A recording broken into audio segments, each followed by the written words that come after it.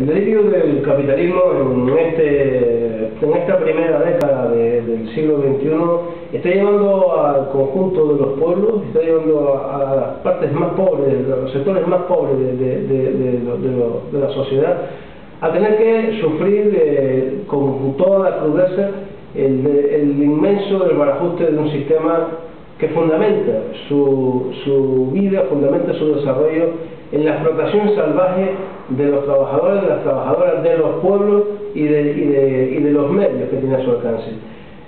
Es indudable que estamos delante de un momento en el que el capitalismo no encuentra salida a sus propias crisis cíclicas, en el que es más el sistema el que está en esa propia crisis que sea una situación coyuntural, como desde algunos medios, de algunas entidades nos quieren trasladar, nos quieren hacer ver. La crisis es mucho más profunda y mucho más grave. No hay a la vista, ni siquiera en los ideólogos del sistema, una previsión de superación de la situación. Cada vez que nos encontramos o se nos hace llegar una noticia favorecedora de la superación de la situación económica, apenas resiste 24 horas y la siguiente va mucho peor. Es mucho más complicado de lo que nos quieren decir, y el capitalismo no encuentra otra salida, porque no tiene otra salida, ni está en su voluntad política tener otra salida que trasladar toda esa situación de gravedad financiera y económica a las clases obreras, a las clases trabajadoras. La génesis de todo este asunto, desde nuestro punto de vista, es bastante sencilla.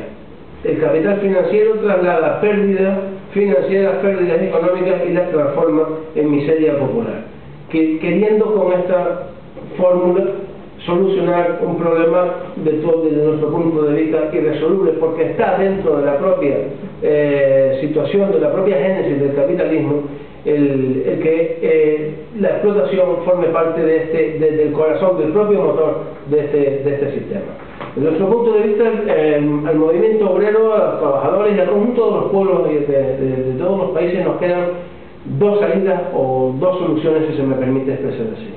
Una es la resignación, mantenernos en el silencio, pasar de puntillas sobre los temas, tratando de dar respuestas individuales a situaciones muy complejas, con ese traslado desde la ideología del sistema de sálvate tú y lo demás ya veremos.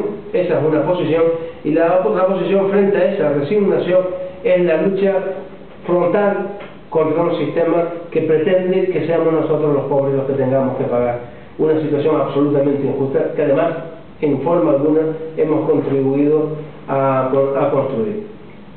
Muy bien, desde nuestra posición está bien clara. La llamada es a la resistencia trabajadora, a la resistencia organizada frente a la agresión capitalista, pero no para realizar una protesta o para realizar actos simbólicos. Creemos que tiene que ser una resistencia mucho más profunda y sobre todo una resistencia mucho más organizada.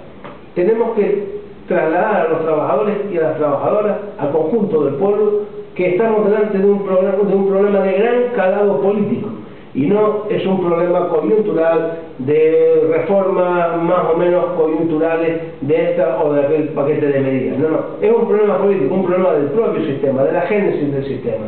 Si nosotros somos capaces de trasladar a la sociedad y al conjunto del pueblo trabajador que esta es donde reside la raíz del problema, estaremos bastante más cerca de encontrar una respuesta adecuada al nivel de la agresión que sufren los trabajadores y las trabajadoras.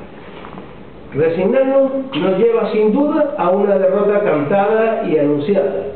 Luchar será difícil, sin duda alguna. Ni siquiera podemos garantizar que tenga un éxito inmediato, pero sin duda estaremos labrando el camino para que ese éxito esté cada día más cerca, para que seamos capaces de por una vez poner encima una alternativa al capitalismo. Desde nuestro punto de vista, y sin ninguna ambigüedad, al capitalismo solo se le supera con una nueva situación social, con una nueva estructura social.